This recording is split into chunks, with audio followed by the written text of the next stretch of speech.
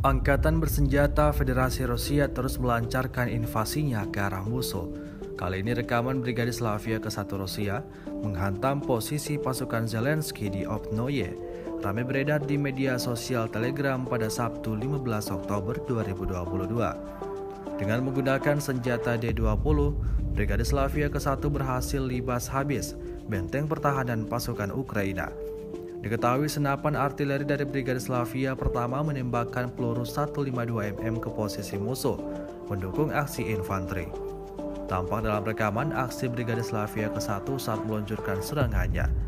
Rusia mengklaim pasukan Ukraina lagi-lagi menderita kerugian besar kali ini.